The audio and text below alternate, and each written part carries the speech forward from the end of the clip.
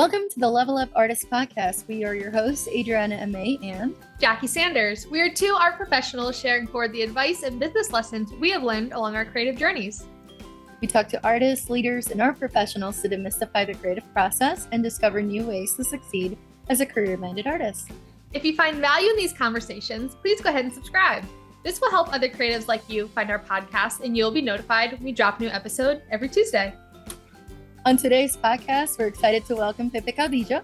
Pepe is a Mexican writer, artist, activist, and community leader based in Raleigh, North Carolina. Since the late 90s, he has worked and collaborated with countless media outlets reporting on the issues that affect the Latinx community. Since 2004, he has been involved with the Boys and Girls Club and is currently the director of the Brentwood chapter, which serves children ages 6 and up. During the pandemic, he organized dozens of artists to create and eradicate racism mural right in downtown Raleigh, and of course, many, many other projects. The list goes on that Pepe has been involved in with art and the community. So welcome to the podcast, Pepe. Thank you so much. Thank you for having me here. It's really want to thank you for this opportunity to both of you, because I think you're doing a tremendous work with this. I mean, we've been talking about this before, and I'm really happy to be here. Thank you so much. Of course, we're so excited to have you here, especially as two artists who have studios at Art Space. One of your amazing murals is in the street right in front of our building. So it's super cool to be able to meet you, put a face behind the vision of that piece. And so if someone has not seen your work before, how would you describe your artwork to someone? Oh, man. So I think my work is made by a person who is not comfortable with some of the politics that we see, live, suffer every day. And there's one of the series that I have in my art that is called Politics is Ugly. And so that is coming from that sentiment, that feeling that many of the things that our politicians are doing supposed to help us, that really doesn't go that way. So I'm not saying we don't need politicians or we don't need politics. I'm saying if the guys that are in those positions do what they say will do, I think we will be in better shape. And sometimes that doesn't happen. So I try to reflect that in my art, but not in a very serious way, right? But more like a satirist thing with ironic way, presenting these ugly faces will represent politicians, and sometimes I put some paint that looks like blood or cut in their faces, and so just ugly situation, but in a fun way, in a kind of like humoristic way. I don't know if I am a satirist. I'm probably not, but it's kind of the spirit in what I do. So that is one important part of what I'm doing currently, and so that, since I get bad news from politicians every day, so I get enough motivation to keep working every day. So that gives me a lot of ideas. And so that is my work. I mostly work in canvases with acrylic paint, but lately I've been experimenting with different textures, and I use vegetables, coffee, wood, and I guess I can say now anything that crosses my way, I want to just grab it and just put it there. Yeah. Yeah, it's definitely a classic artist where no material is safe in terms of being inspiration or part of the creative process. Yeah, that's right. Yeah. From the kitchen to the hardware store. And so in addition to having definitely a political voice with your artwork and using art as a sense of activism as well, you also are super involved in your community. As Adriana mentioned, your work with the Boys and Girls Club. I'm super curious about, like, how did you first get started with the Boys and Girls Club? It was I see it as an accident that it was meant to happen. So at the time I was working for La Conexión Spanish language newspaper, and they fired me because we disagree on something. And I said, well, then no, I'm not going to change my mind. I said, well, you don't change your mind, then we're going to fire you. And I said, well, okay, fire me. But then I happened to know that the Boys and Girls Club locally was looking for an outreach person. And that was pretty similar to what I was doing in the paper. So writing reports, writing articles, taking pictures, talking to people. So it was kind of the same thing. I said, well, I think I can do that. So since I knew I was in trouble in one job, so I applied to the other jobs to save in my safe. Smart. Yeah. And so, yes, I thought I came to this organization, to the Boys and Girls Club, with the idea of later on finding a better job. And so 17 years later, I haven't been able to find a better job. And so I just stay here. Yeah. So that's why I say, I think it was meant to be, because I never thought that I didn't know I could work with kids. But I did, and the kids like it, I like it. So I think it was like a good pairing there. And so I just keep doing it every day. These guys keep me fresh. They always bring new ideas. And that was really my first job where I had the opportunity to see the benefit of my effort into another human being directly. So Yeah. I didn't get to see that before, and here I see it every day, and it's a tremendous feeling that I feel now I cannot change for anything. I mean, it's just great. Yeah. Yeah, it's almost set that high bar of expectation. Even if you wanted to find another job, it might not be as fulfilling or as directly impactful as the job you have now. And so Correct. you mentioned that you started doing it with outreach. Is that still the role that you're in now? Or like what does your day-to-day work look like with the Boys and Girls Club?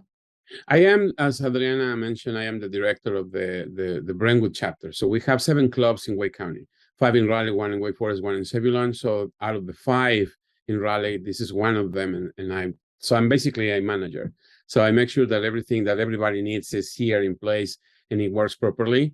And since you have a very good idea of what a nonprofit is, and so we're always working on a budget, and so I have to do all kinds of work, which is great. I like that, because I get to learn about electricity, carpentry, gardening, landscaping. So I've been learning a lot of things here that, again, I didn't know I could do. So it's just amazing how you can discover some abilities that you have there, and you never use it until the opportunity arises.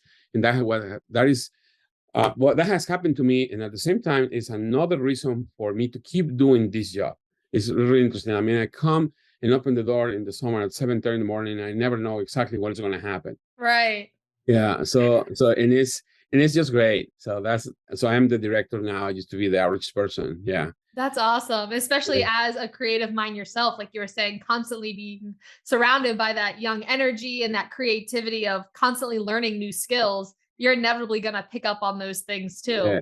And so, Yeah. how important do you feel it is for children to make and learn about art at such a young age?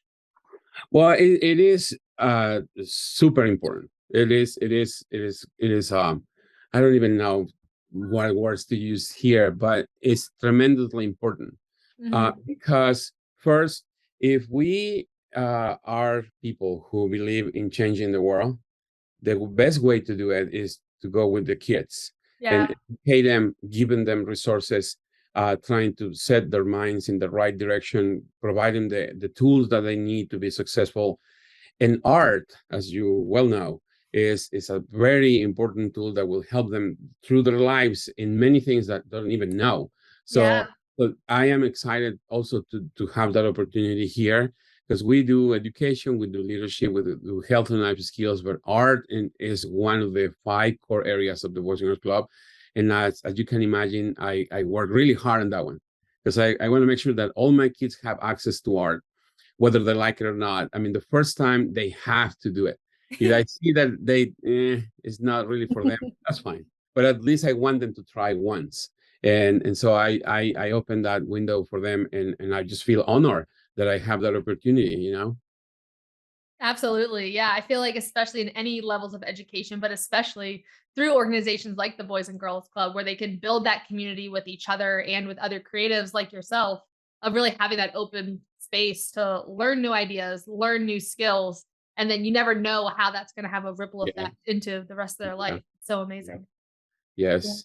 And I love that you mentioned that, Pepe, because it's like art can play such a crucial role in human development, especially for kids. And Yeah. it's like scientists have done all kinds of studies on it, on how art can positively Mhm. impact your brainwave patterns, like your emotions, like raise the serotonin, enhance motor skills, like, and especially for kids whose vocabulary might be a little limited, depending what kind of Mhm. situation they're going through, especially if they're going through something tough at home and they Yeah. don't know how to articulate it. They can at least use art to, Yes. communicate something that might be a little too complex or they may Mhm. feel maybe too self-aware about. And I'm sure you've seen it, like they'll draw their home and like they'll draw what things are going on at home, even if they can't talk about it, they'll at least draw it out or Yeah. let it out artistically. Someone match that crayon, let that Yeah. anxiety out or however Yeah. that is. But Yes. Yeah, I like that you mentioned that. It's definitely a safe place. As a fellow Latina artist, I have to ask, are there many Latinx kids in the club, and do you feel like they could or they need bilingual instruction of some sort? Uh, 80% of my kids are Latinos. And since they're growing here and they're being raised here and educated here, English is the language of choice. Even though 95% are bilingual, so they prefer to speak English. And that's fine. I mean, I won't fight that one. And so it is. I think it is important also to bring bilingual and also bicultural instructors, not only in urban, but other areas, and not only in the Boys and Girls Club, but other youth development agencies, because that is the best way to put like a role model in front of them. So this is how multicultural or Latino or African or Middle Eastern looks like as professionally. So they have like something to aim for. And so that is another important aspect of that. And so it's not really needed per se, but I think it's important to consider that and to make them part of the team when it's possible for if nothing else for that purpose. Yeah, plus I feel like it also brings up, coming back to the safe space type conversation of they're not going to get picked on because they're Latino. That's right. Like if they all look Latino, you know what I mean? Like they're Yeah. gonna be, Yes. and Yeah. even if you only spoke to them in English, them knowing that if they don't know how to translate a word, they can just ask you in Spanish. I'm Correct. sure also bring down some of those barriers. And Yes. also role model, they're like, he looks like me. Yeah. And like I remember growing up, I'm like, some of my art heroes, I didn't necessarily know what they look like when I was a kid and my mom would take me to museums and whatnot. It's only later on that I found out most of them were from Spain or they were white or looked white, male, all male on top of that. So it's like, oh, Jose Campeche is the best. Luckily he wasn't, he was mixed, so we're good with him.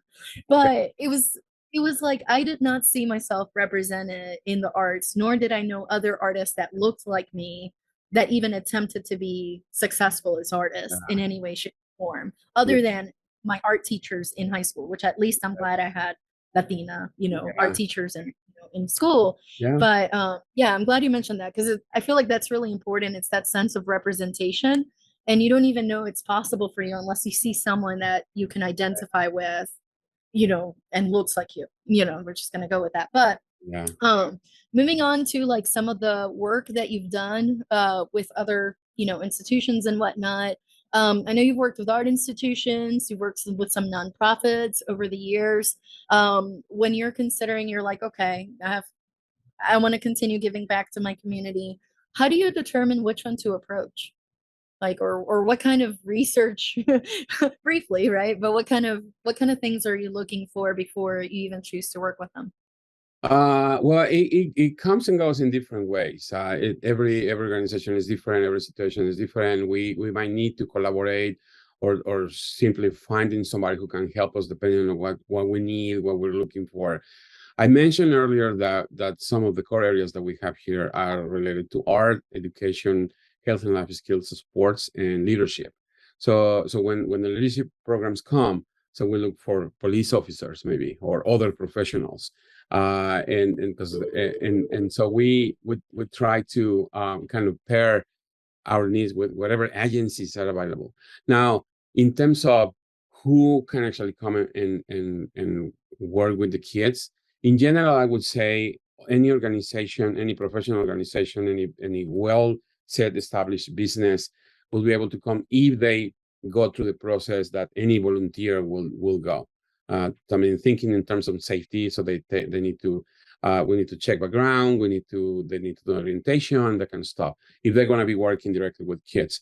If we have other kinds of needs that we just need a hand to help us with the garden, to do a mural, or to cover a mural, or we just need school supplies, art supplies, or whatever. We have a long list of partners who we know are available for that, and so honestly, that process for me has been easy because this organization has been in Wake County 53 years. And so others have done the work of networking and outreaching organizations. And so when I jump in 17 years ago, those partners were already there. So they were vetted already, they had conversations already. And so that's that. Now, in general, I guess I can share that when you are trying to sell, let me use that word, uh, help for kids, almost everybody jump in. It's hard to find somebody who doesn't want to help the kids. And so that's it's another benefit of working in this type of institutions where you are working with kids and they can see it, and we can present any type of numbers and data and even stories about what happens here. And so people help, you know. So honestly, not really hard to find collaboration in general. Yeah, and if you show them photos of the little ones, it's like, how can you say no? And they're like, yes, exactly. Yes, yes. Right. And realistically, if there is someone who doesn't hop on board with supporting kids, then you probably don't want to work with them anyway. That's more reflection on them. You're like, then you probably shouldn't even be working with kids if you can't get behind this mission.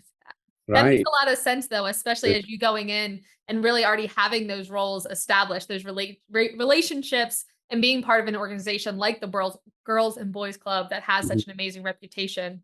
It is nice just to then be able to like continue to foster and build that relationship in your role. Yeah, that's exactly right.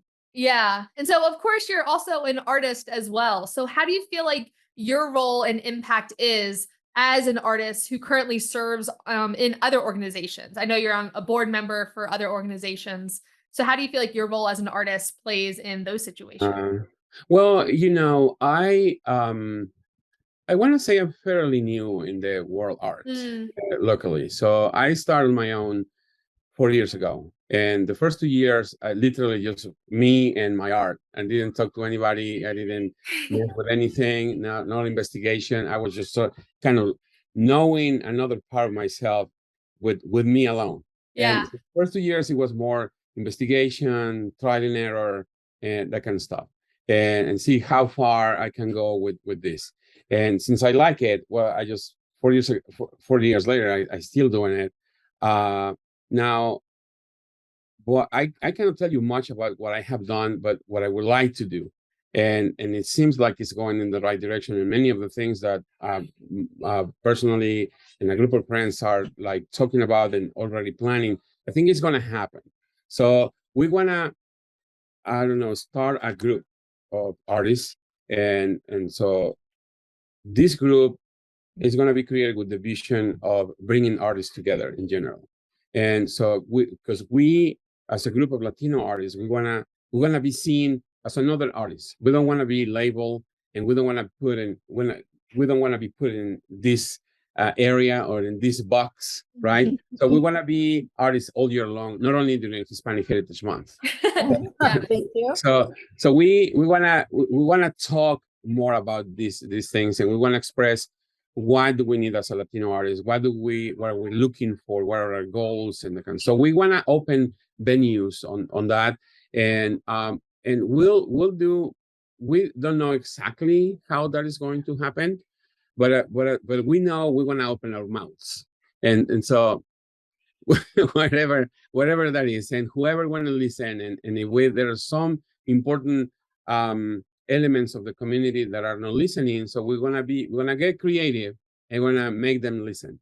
And so we're not trying to find anybody, we just want to talk and want to make sure that people know that we are here just like anybody else, that it's not like we just suddenly appear in September, October, right, and then we disappear, right? So it's not like that. We are here constantly. Now, as we can talk about this group of artists, but we can also talk about a bigger group of immigrants that kind of are seen in the same way. And so we, what is the kind of the curse with immigration in general. And it's not pretty, and it's difficult. I know it's challenging. It's very, it's just a challenging situation in general. So what do we do? Well, we don't want to be a problem. We want to be a solution. right? So we're taking that perspective. And so if we need to paint murals, if we need to do another podcast or make your podcast bigger or make more posters, more paintings, more flyers, more whatever it takes, we want to do more of that. Because we just want to have the same opportunities as anybody else. And we want to help those who are next to us, behind us, above us to do the same thing. Yeah. It's just like kind of in general, not only this group of immigrants, artists or not artists, that we always are using them for what we want, but when it's time to recognize them and give them what they need, it doesn't happen. So it is, yeah, like, why are you really? Well, anyway, so we have seen these issues and we want to combine them with art in a pacific, respectful, and beautiful way to talk about it and start maybe another new conversation or the same conversation with a tweak. So people know more about what we want and what we need, which is the same thing as everybody else wants, because we're not different than anybody else in terms of being humans, right? And the treat what we want and we deserve. We're like anybody else. And so we just want to make sure that people know that. And then hopefully, as having these respectful, open, but sometimes tough conversations, I know it's going to happen. So we can go to a new stage that will be better for everybody.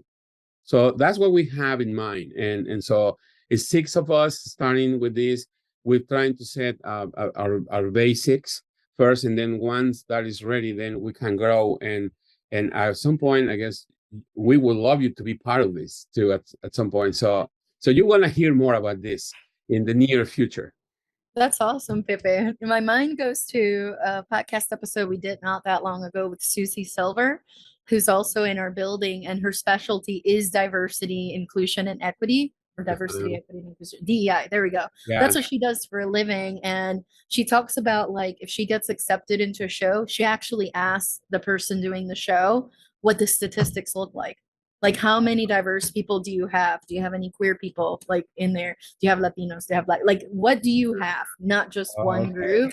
And that if she finds out it all looks very similar type group, sometimes she'll say, I'm declining the invitation. Can you invite an underrepresented artist to take my place instead? And here are some suggestions of people that would be great. Now, she's a gem, and this is rare. Don't get me wrong. But what you're telling me, I'm like, my mind goes to something very similar, not just to say, and of course, if it's like Hispanic, anything show, that's different. Yeah. And you don't want to be tokenized and be the one that they included, but it brings up the question of like you said, we want to be a solution, not fight them. Perhaps it's just kind of in our role to just ask the question, like, what does it actually look like? Like, thank you for accepting me. What does the population look like? The demographics of this show that you're like that. And maybe that's a way to gently open up that conversation. But if you haven't talked to Susi, definitely talk to her, because she might be able to help your group. I haven't, but yeah, now that you're suggesting, I think I'm going to reach out. Yeah. Not volunteering her, just saying she could. Yes. No, I will just ask. Hey, never hurts to ask. But anyways, I love that part of it. I do want to ask you, however, so obviously, there's some challenges when it comes to how you want to get involved with the community, and if there's a little bit of an activism tinge to it or not. But in general terms, do you have any advice for artists that want to give back to their community by getting involved with arts councils or nonprofits or similar organizations that might be in the area? I have found through my work and the work of other amazing people that I have met in the way, that the very first thing should be, what do you want? What do you personally want to accomplish? What is your goal and why are you doing this? Is it that because you want to get more likes? Is it because you want to get more money? Because you want to just be truthfully helpful to the community? And then once you know that, then kind of just follow your gut, and you will go to the right place and you will walk in the right direction. So that is and sometimes it can be difficult and it could be challenging, because if you have several passions, well, which one should I do, right? Or if you don't know what is your passion, then you need to do a little work internally first, and then see, okay, what is it that I really want to do? And so once you figure that out, if it's a street mural, well, then go to the painting store and then tell them, hey, I need paint for this. Can you help? Hey, I need brushes for this. Can you help?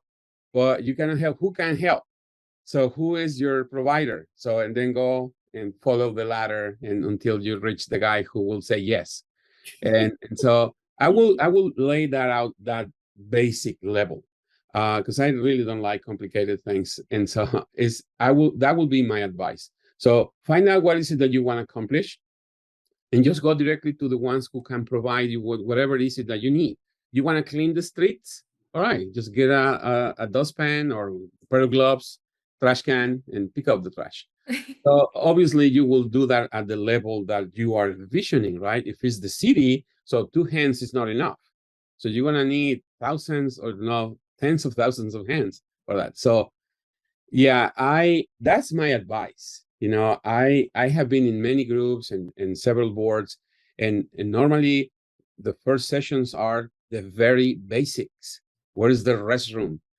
Where's the main door? Who has the keys? Right? And sometimes we are living so these busy lives that like this the speed of our life is so fast. Just sometimes those little details, just forget about it. So I will just go down and see, okay, this is what you want. Also, this is what the way you should go. That's my advice. More particular stuff in terms of what if I go to the city council, what's going to happen? Or what if I go to our space, what's going to happen? Well, that will require somebody who is already in there who can tell you a little bit. But normally, if your goal is pure, is people get your point, and your point is positive, and they know that you really want to make something better, man, you should get help. I don't see how people are going to reject your idea if it's good.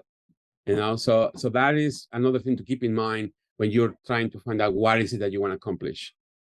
Yeah, Yeah, go ahead. I absolutely love that. And I think at the core of that, it really is just establish what your goal is and then just start working towards making it happen. Even things specific, like you were saying, if someone wanted to have a studio at Art Space or they wanted to get involved with the specific arts council, the first step for that might be, okay, identify someone who's already doing that and then set up a meeting with them saying, hey, I really want to be involved. How do I do that? And just asking the question, because they might also have a very simple roadmap or, you just fill out this form and then by this day you can start getting involved. Most of the time, the processes aren't necessarily complicated. It's just connecting the correct people, the people that are excited about the mission and the initiatives made by the organization with the information about how to get involved. And that connection between those two is often where the disconnect happens. So if you're passionate enough to move forward and ask the questions, oftentimes you can find the answer. It might just take a little while. That's right. And also, if you are good at what you do, you at some point you don't need to say anything. People will call you. Right. And if they find out that you're really passionate about it and you have the right ideas and you deliver what you say you're going to deliver, you won't need to do anything. They will find you. A lot of those things sometimes happen to me because they know, oh, Pepe painted this mural in Davis Street, so call him. He should know. Yeah. So, and then sometimes I find the opportunity to do another project with another group of people without me even planning anything. So it is that. That's why I think it should be one of the first steps for you to just see what is it that I want and what is it that I can do. And if you match those two things, you should be successful. You should be successful. Yeah, I love that. That just reminds me of the concept of ikigai, in which it's a Japanese term, but basically to figure out what you're supposed to do in your life. It's like a Venn diagram, right? So you have the 4 circles or the 4 areas, and it's basically, what do you love? What are you good at? What does the world need? And what can you get paid for? And where the 4 meet, that is what you're supposed to do. Yeah, there you go. Yeah, so I like the way you described it. In a way, it's actually that. And if somebody wants to get involved, to synthesize it a little bit, what I'm gathering from it is to first be clear about what you want to do. and Yeah. not just show up and be like, okay, I'll clean the bathrooms, I guess. I don't know. I mean, we have to be humble, don't get me wrong. Yeah. But Oh, and yeah. sometimes it's okay to say I'll do whatever. But if Yeah. you're like, wait, my zone of genius, let's call, there's many different ways, right? Your specialty, let's call it specialty. My specialty is working on computers or nerdy things. Then when I show up to the nonprofit, I might say like, look, I don't know if you need someone that does this. I'd love to help. If you need help with technology, this is what I do, or this is what I Mhm. love to do. Yeah. Or like say in your case, you also work with kids. Like you might be like, hey, if you have, kiddos, I can help with that. Versus another artist might be like, I don't know how to handle them, but I'll help with adults. You know what I mean? Yeah. So it's Yeah. like, I like that you Yeah. mentioned being clear on what your specialty is Yes. or what you're passionate about. Yeah. Show up with a plan, but no, obviously it might not be available and be willing to, Yeah. Yeah. with a Yes. trade-off. Yeah. Yeah, because even yes, I mean that's I totally agree with that. I have seen people crying for working with kids when they're doing this for the check and not for helping them, and that Yeah. is really bad. And then I mean I have tried to help them as much as I can, and I say, well, don't worry, let's finish this day, let's talk about this later. But it's and then you tell them, it's not easy. People think that not only in this field but in other areas, oh, it's just kids. What hard can that be? They're difficult, It's hard. Yeah. It is hard. especially So the teenagers. yeah, yes. So anyway, but if it's your but this is really what you want to do, it should not be that hard. Obviously, you Right. need to go through the process of learning and experimenting and trial error and everything. But if you really like it, then it should not be a problem. But some people, they get lost into that. So that's why I say that is really, really important that you determine what is that you like before anything else. Yeah. Right. I love that. And on that similar note, how would you, as an artist yourself, define success as an artist? So success, so as an artist, it should look like a series of little successful things. So you cannot just have success one day and then that's it, right? So that's not success. Success is something that will continue happening until you are at the point of whatever is your goal again. So success to me, it happens every day when I have time to grab a brush and paint anything. So that is success one day for me. It will be another level of success is when I finish the painting. And then another level is when somebody else tells me that what I did, they like it. So that series of events that are happening in the right direction, kind of at the right time sometimes, is success. So we also need to consider that there are going to be days that you are not successful, and so just go over that. And so the ability of dealing with unsuccessful days is what is going to make you successful at some point. And so again, I think this is one of those individual personal things that you will consider success. So I know I'm not going to be as successful as Jean-Michel Basquiat, for instance, or any of that. I want to be my success is going to be just Pepe's success.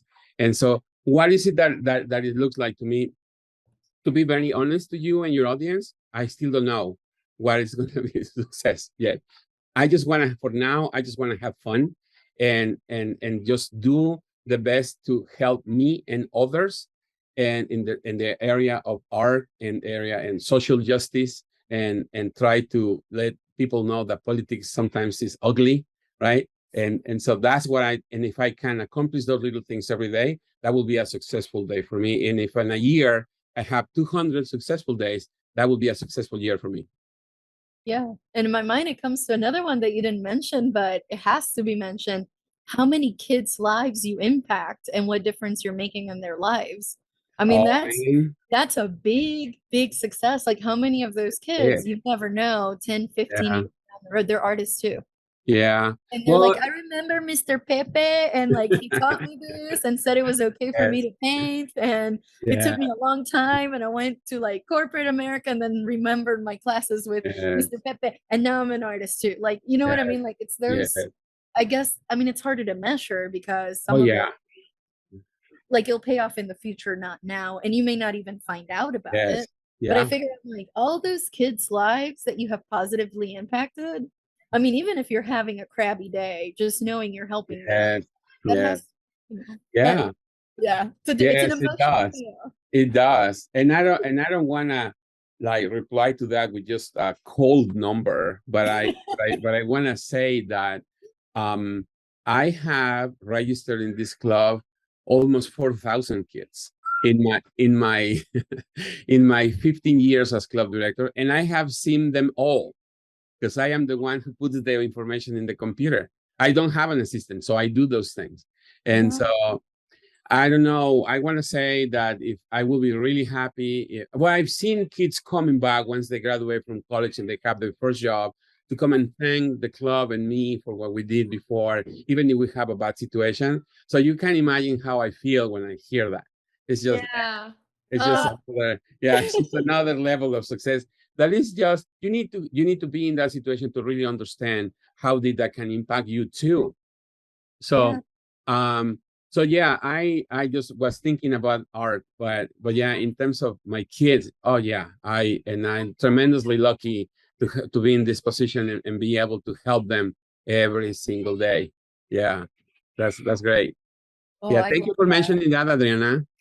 Yeah, no, no, no. Yeah. I just had to. I was like, I mean, it feeds your artistic soul in a different way, Yeah, knowing that you're passing on the good, and then of course that kind of comes back to you, and then can yeah, even enrich your own creative practice. So there's that. But without going down that rabbit hole, because that's another yes. podcast episode.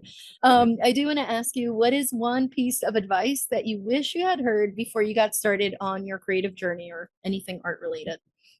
Don't be scared. Don't be shy. Uh, Follow your heart. Follow your instinct. I have been surrounded by art very much all my life. In Mexico City, I was born in the same neighborhood where Frida Kahlo used to live, and so in Coyoacán, La Ciudad de Mexico.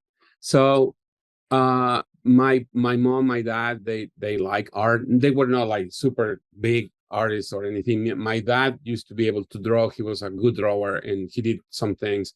I seen him, and then he took me and he took us, my brothers, to museums and places, and he had friends who were artists. So I have always been, but I never thought again that I could do it.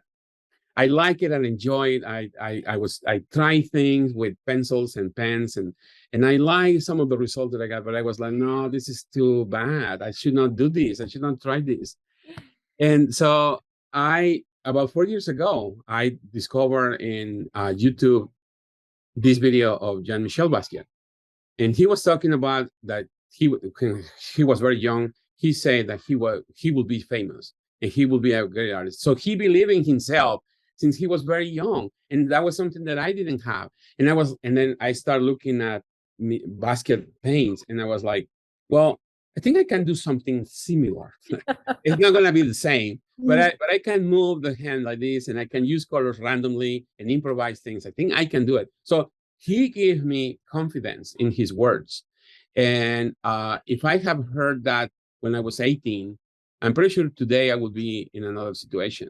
I'm pretty sure because now, I mean, it's not, I think you're going to understand me. I'm not trying to show off, but I like what I do. And I have received comments from other people that is good stuff. It's not amazing stuff, but it's good stuff. And that happened in 4 years. So hopefully I will be lucky enough to live 4 more years and do more better than I'm doing now. So though that would be some advice that I wish I had before in a way that it really get inside of me. And so I guess that was in my destiny that I will have to wait this long to watch that YouTube video and get inspired by this guy, and then to just start my journey. So, but yeah. I'm enjoying every day. Yeah. You just had to be in the right stage of your life and the right moment to hear it, even if you've heard it all your life. And it was like, oh, that's what those neon signs on the sky were all Yeah, about. All those yes, arrows were yes. pointing to this moment. Right, Check. right. Yeah. Right. And thank goodness you heard it then, because in some other alternate dimension, you may have been another 20 years before you heard that. I mean, you hear of artists who don't start until they're in their 70s and even 80s, and then they discover this Yeah. passion they have. So we're Yes, always that's right. making use of the time that we have in whatever stage of the creative journey we're in. I It's too love it. late Yeah. to start. Yeah. Yes, Never Yeah, too that's late right. to start. Never too late to start. But real quick, we've absolutely loved having this conversation. One more question before we wrap things up. If you had $100 right now, what would you splurge it on or invest in? It has to be something that brings you joy and is related to either your art or your business. Okay. I was actually thinking about that on my way to this place for the interview. I didn't have lunch today, so I'm a bit hungry. So if I had $100, I will go first to the bookstore to buy an art book, and then we'll go to a Mexican restaurant for some tacos and horchata, and I will enjoy that very much. Yeah, that sounds like a lovely afternoon. Sign me up. And I will leave a good tip to the server with that. Yeah, Perfect. Love yeah, it. Share it forward a little bit with a yeah, full belly and a new ARPA. Love that. yeah, yeah. Yeah, That's right. I Yes. love it. Well, Pepe, do you have any upcoming activities, opportunities, events that you're looking forward to? Yeah. And after Yeah. that, how can listeners stay in contact with you after this episode? Uh, yeah, we have I guess this is gonna be the first time that I wanna say this publicly, and it's fine. So I'm happy that that is happening here. So these six friends and I, we're gonna have for the Hispanic Heritage Month. That's how we're gonna wanna open our movement. Um, multi-site exhibition. So we're gonna have four places where we're gonna exhibit artwork between September, October in different dates, different times. One of them is going to be Art Space. Another one is going to be The Plant in Pittsburgh. Uh, Another one is going to be Diamante, also in Raleigh. And we are in the works for the fourth one, and I don't want to say it in case it doesn't happen. But there But if will it be a doesn't, fourth one. yeah, if it doesn't happen there, we're gonna find another location. So, but Yeah. it's gonna be four exhibitions running almost simultaneously. September, October. The name of the exhibition is Latin Current, and Nice. yeah. So and we probably will ask for help, your help, to help us expand the information on this exhibition if possible. We Definitely. are yeah, so we're talking to many people. We're doing what you know what it takes, the kind of work that it takes before an exhibition. So we are in that, and it's going to be in four places. So you can imagine we are a little bit busy with that. And Just a yeah, little so bit. yeah, just a little bit with four exhibitions at the same time. But we wanted to open with something. I want to say spectacular in the sense that normally you don't see four exhibitions of the same people at the same time. It probably has happened before, but it is not like the rule. So it's not the norm. You normally just see one. So we want to do more than that. And say, so how can we make this different? Well, let's start with the number of places that we're going to exhibit. And it's not going to be one, it's going to be four. And if we can do five, we're going to do five. And so that's is coming. The very first one starts September 1st in Art Space. Yeah. So we'll see what happens. And after that, hopefully our organization is in better shape. So you both can jump into the group because we want you there. That'd be Nice. Thank awesome. And we'll you. definitely Yeah. include information both about the exhibition as well as Yeah. your organization, anything that you're willing to Perfect. share in the episode notes of today's episode and on our social medias as well. Oh, great. Yeah. Yes. Absolutely. And So Pepe, that's how can our audience stay in contact with you? I have Instagram? my Instagram. Yeah, is BW Pepe. My Facebook Pepe Caudillo. I guess they can reach out there too. So that's how they can reach out. And honestly, I want to say that if anybody heard anything that could represent any type of help from me, I will be more than happy to talk to anybody and help as much as I can. And before I forget, I want to say thank you to both of you again, because this talking about art and bringing people together to share experience and knowledge and skills is something that we need. I really believe that art can change the world, and it's always, if it's good art, is free expression from a human being, and so I think those are two beautiful elements that you are helping to put together locally. And so it's really great that you're doing this. So thank you so much for doing this. It's amazing. Thank you. Thank you so much for that. Really appreciate it. Thank you for joining us today. Yeah, thank you for the invitation. So hopefully one day we can have another talk. And go further in many of the things that are interesting for the three of us and the people who will listen to your podcast and see you on YouTube. Absolutely. Yeah. Yes, thank you so much, Pepe. And for our listeners, as always, all the information and how to contact Pepe, as well as links to our blog and other episodes, will be in the show notes for today's episode. And if you want to stay connected with us or interact with us in between episodes, you can find us on social media. I'm at May Art across all platforms. And I'm at J Sanders Studio on all platforms. Or if you want to stay connected to the podcast, we are at Level Up Artists on Instagram. Thank you so much for listening. We'll talk to you next week.